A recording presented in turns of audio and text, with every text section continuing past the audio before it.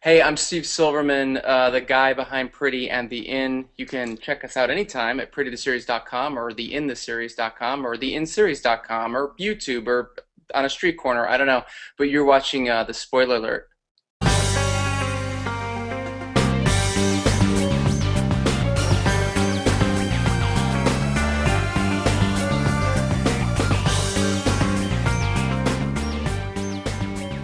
Hey everybody, Justin St. Louis here. Thank you for watching another episode of the Spoiler Alert. Today I'm hanging out with some really fun folks from the web series Cost of Capital. But before we do that, I want to just let you guys know that I'm going to be taking a break from doing the Spoiler Alert for a couple months. I want to take some time to kind of rework the show, polish it up a bit, give the show a nice new shiny look, because you guys deserve nothing but the best. So while I'm doing that, I do have some ideas about what we can do to enhance the production quality of the show a bit. But if you have any suggestions for me, I want to hear them. Let me know what you'd like to see. As always, you can post on my Facebook wall. You can tweet me. Come see me over on my YouTube page. Or just visit me at entertainmentexperiment.com, which of course is the first place that you can always see brand new episodes of the Spoiler Alert. So, I don't know, I guess we can call this a season finale, and then it won't be a long break. I'll see you guys sometime early summer. Today I am talking about Cost of Capital. We are diving into the world of corporate intrigue, and I am tossing some dirty money around with the cast and crew of the show.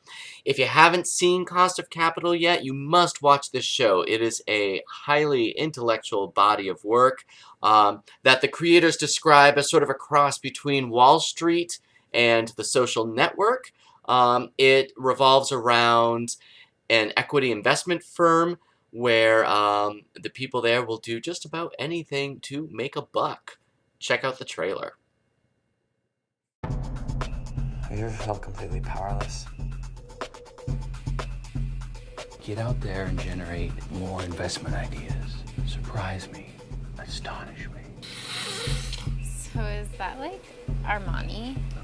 Brioni. Why would I want to invest in your firm? Private equity adds no value. You're just going to fire my employees, gut my company. You think the new investors should be interested in technology? These guys don't know Facebook from Fannie Mae. There's this tiny one, INX Solutions. They make like a 50% profit margin, some obscure market. Sick profit. You close the big deals, and then we all get to go to the VIP room. Let me make this simple then. Do you want a couple million in fees or not? I told you to come crawling back to me when you wanted a job. I don't see you on all fours yet. The market can be as dead as a strip club on a Monday night. If we don't get deals, we don't get paid! If you do this, I will have nothing. I guess we have no choice. Gentlemen, remember the first rule of negotiation. She who cares less wins. Right, so I would like to welcome my guests down to the show. Let's go right down the line, and I'll have you introduce yourselves and tell us what you do with Cost of Capital. Allison, we'll start with you. Hi, my name is Allison Venor, and I'm one of the producers of Cost of Capital. And Brian? Hi, I'm Brian DeCesare. I'm the creator and writer of Cost of Capital. And Goldie. Hi, I'm Goldie. I'm the exec producer and the showrunner for Cost of Capital. Excellent. How do you guys know each other? Brian's actually a friend of mine. We went to college together. So, long story, and let's just say we became friends after college. But now we're really good friends, and we kind of found this project together, I guess you could say. Brian runs this great site that he can tell you about a little bit later. And then I actually know Allie, who is amazing, from Twitter. And Allie can speak to that. Oh, cool. Apparently, most of the people in my life I've met on Twitter. No, yeah. Goldie was in Los Angeles for over a year, or a little over a year, and when she was here, that's when we kind of touched base, and we ended up shooting Cost of Capital in Los Angeles, and because I had been producing things for, the past quite a few years here, we decided to work together to pull together a great team and shoot here in Los Angeles. Cool. So tell us, all right, for viewers who are new to Cost of Capital, give us a quick premise of the show. I totally want Brian to handle this one. Let's have Brian do that, yeah. Okay, in short, Wall Street meets the social network. Do you want more than that? I want okay. Just a checking. little bit more. Sure. So basically, it takes you behind the scenes of what happens in the world of finance, and specifically in the world of people who invest in and buy companies, and all the drama that happens behind the scenes when that actually happens. If I'm not mistaken, are you an investment banker yourself? I was. I'm sorry about that. I apologize in advance. So I was a while ago, back in the mid-2000s, and then I left the industry and I started a site called Mergers and Inquisitions, and sort of built up an audience on that site, released training programs, a lot of articles, video content for people, and then, yeah, the web series really came about because I was trying to come up with a creative way to kind of tell people about how an investment in a company actually comes together. And I said, you know what, why not combine what I'm doing on this site with one of my long-standing interests, which is TV shows, web series, dramas, and do it in that format instead. So that's kind of how the idea started. Where are we right now as far as plans for a season 2? Maybe Goldie, maybe you can help us with that. Sure. We've kind of figured out the general storyline, but we kind of want to nail it down and maybe bring on some fresh blood to really get a different perspective on what's going to happen with the second season. Can you give us a little preview of maybe some of the storylines that you're tossing around? Well, Brian can tell you what one of the main talking points is for the show, because the first season was based off of a deal. So second season is based off of Brian. Well, I don't know which main point you want me to talk. Okay, I'll just pick one at random. How about all that? of them. That was called the spoiler alert. Okay. I'll tell you two things for the price of one. How about that? So thing number one is, yeah, like Goldie was saying, the first one is about how you actually invest in a company and find one. Second season is going to be more about how you turn around something that you've bought and maybe isn't performing well. And so we think it's going to be very applicable to everything from the economy to politics to lots of stuff beyond just the show. And then point number two is, there was some element of romance in season 1, I guess, with maybe one or two of the characters, but you'll see a lot more of that and see a lot more with the interpersonal relationships and some pretty dramatic stuff going on there. Maybe with our lead actor, maybe with other people in season 2. I want to shift gears a little bit because since you guys are so financially astute, let's talk about the business of web series a little bit. Of course, the big question whenever anyone has an idea and wants to create a web series, the big question is how do we recoup our investment? How do we make our money back? What are you guys doing, and what are some of the challenges that you've had to overcome in that process? One of the things that we did was we basically were in a partnership with Brian's company, Mergers and Inquisitions, and this is honestly more of a marketing piece as a web series. So I would actually consider this branded content, which is a lot of what web series would love to be, right? They would love to have a brand behind them that funds the first season so they can kind of see the interest. Mm-hmm. So I know that for us, we did that for first season, and then for second season, we're definitely looking at other options. Possibly sponsorships, possibly funding from other private sources, and money is always tricky, even if you are financially savvy. The exciting thing about doing branded content, because I've done both, is that, especially with this scenario like Brian was saying, is he had an audience already built, right? So his business and his website and the type of content he was already putting out had built an audience. So being able to create content for a pre-existing audience was really exciting because, as indie content creators, that's really difficult for us to do while we're also trying to be, we're trying to create the content, trying to produce it, trying to get it out there. We're also marketing it. We're also trying to raise money for it, and it's really difficult. We don't have, a studio backing. We don't have a system in place. We don't have a marketing team in place. So You know, when I've created content and then tried to build the audience after the content's been created, it's a completely different scenario than if there's somebody already interested in and looking for that content. So. I felt like, you know, we started a few steps ahead of a lot of other web series that are out there because of that, and now we're just trying to figure out how do we build on that and expand.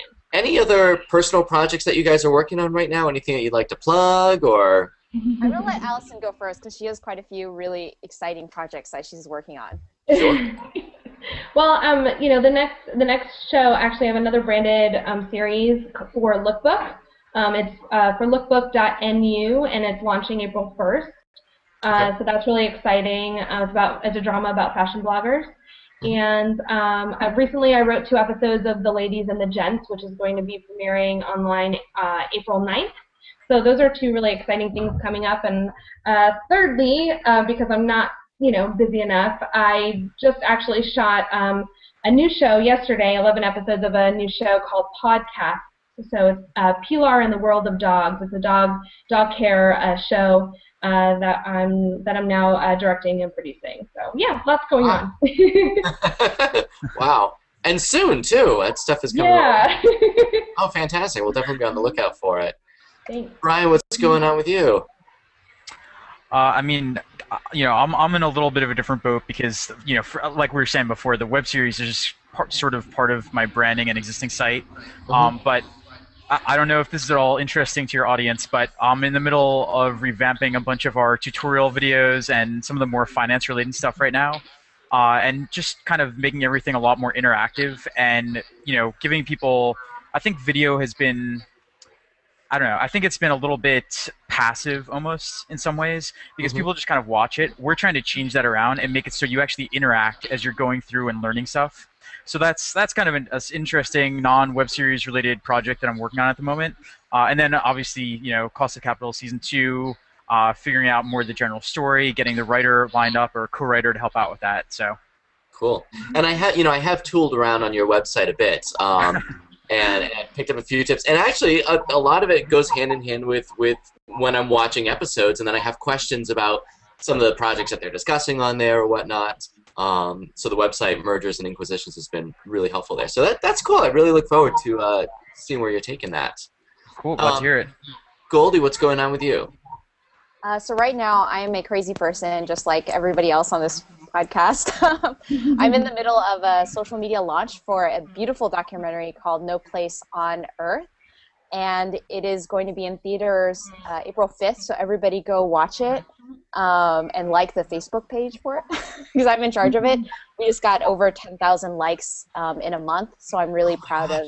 Yeah, I'm really proud of the way it's doing. We have over 1,300 followers, I want to say, maybe on Twitter, so we're doing quite well. And I am slowly working on Otaku Season 2, which is my other series, and changing around the format to that, so it should be really interesting once I get that done.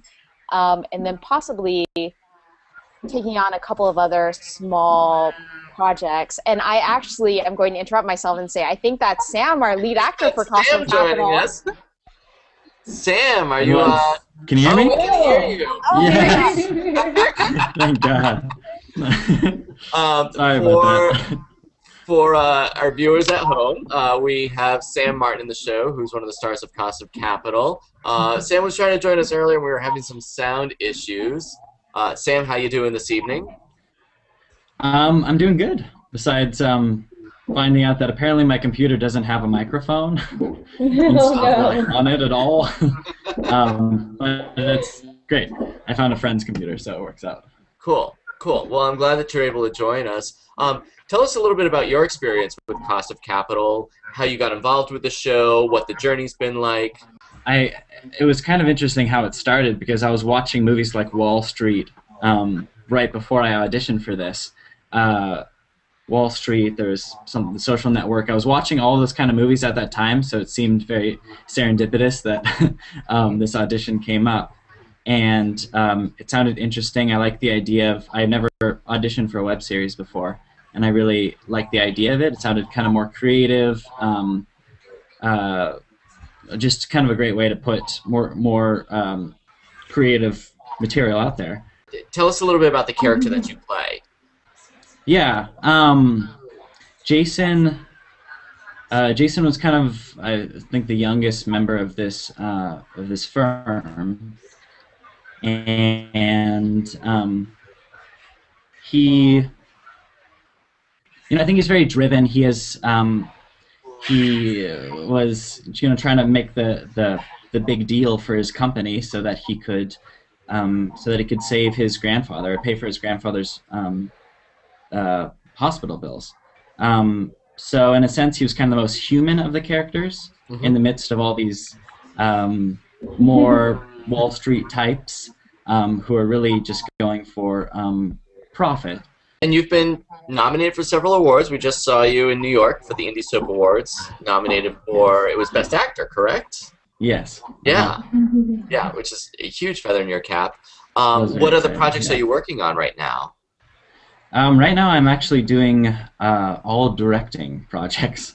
I am, which is interesting. I'm still in school, so I'm exploring a lot of different talents and different avenues. But I'm directing a full-length play. It's called Marisol by Jose Rivera, and it's a multimedia theater project. So we're integrating film, a live band, an original score, sound effects, all together on the stage to create this big cinematic theater is what we're calling it. So, and we actually had Jorge Luis Urbina, who is the director for Costa Capital, do the cinematography work for it. Wow, that's huge. And where's that going up? Westmont College in Santa Barbara. Cool, very cool. Yeah. Coming back to Costa Capital for season 2? Yes, definitely. Yeah? They just told me they're killing off your character. Oh. Oh, awkward. Well, I guess not then. He's lying. I would love to. It would be really fun. Ryan, write him back in now. Okay, I'll keep in the peer pressure on this one. Just give me a couple of lines. You're not doing coke again, okay?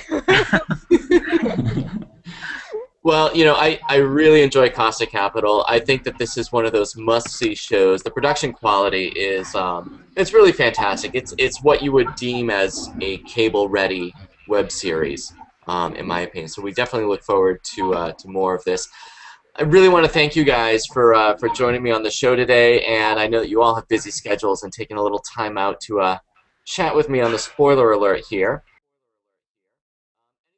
Well, that's going to do it for this episode of the Spoiler Alert. Make sure that you check all of Season 1 of Cost of Capital on their website, www.costofcapitaltv.com, and then also follow them on Twitter and like them on Facebook. And check out Brian DeCesare's website, mergersandinquisitions.com. It's really a fascinating website, and you can learn a lot of useful information about financial investments. Okay, that's going to do it. Thank you so much for joining me this season. I've really enjoyed putting these episodes together for you. I hope that you have enjoyed watching them. And it won't be too long. I'll see you early summer. And until then, I'll keep you updated on Facebook. You can always come over and chat with me. Love to hear what you guys are up to. So that'll do it. Thank you again. And until next time, I'll be watching the web for you.